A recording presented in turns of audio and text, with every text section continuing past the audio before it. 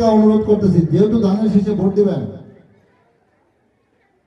সেই জন্য তারেক রহমান সাহেব এই সিলেটে গিয়েছিলাম, আমরা দেখেছেন টিভিতে, আমরা সিলেটে গিয়েছিলাম, সেখানে তারেক রহমান এক বক্তব্য বলেছে যে তাহাজ্জুদের নামাজ পড়ে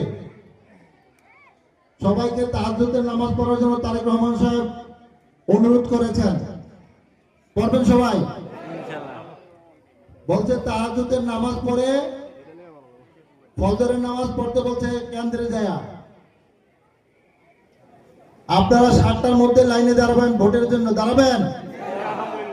বিশেষ করে মা বোনেরা, আপনাদের কাছে অনুরোধ, এখানে যারা আসছেন আমার মায়েরা বোনেরা, আপনারা দুপুরের পাক করার আগে আপনার মূল্যবান ভোটটা আপনি দিয়ে আসবেন। দিবেন না?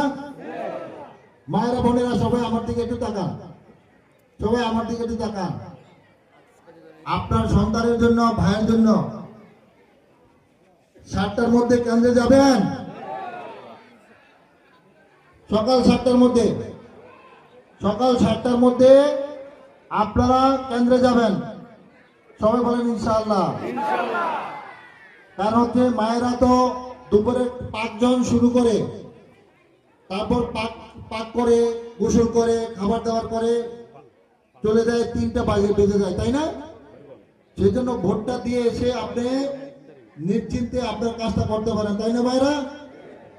সেই জন্য সবার কাছে অনুরোধ রাখি যে আপনারা আমাকে আপনার পরিবারের সন্তান হিসাবে এই অনুরোধটা আমার রাখবেন যে আপনারা 7টার মধ্যে ভোট কেন্দ্রের লাইনে দাঁড়াবেন। দাঁড়াবেন না মুরব্বীরা?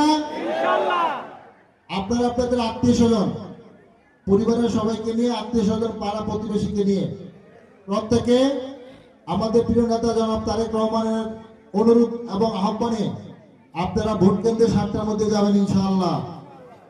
আগামী দিনে আপনাদের কাছে আমি আমরা আজকে যাব চট্টগ্রামে, চিটাগাং প্রোগ্রাম, আমার রাতে আমরা চট্টগ্রামে যাব। এই জন্য আমাকে যেতে হবে, এখন তাড়াতাড়ি আমাকে যেতে হবে, এখন ঢাকা যাব।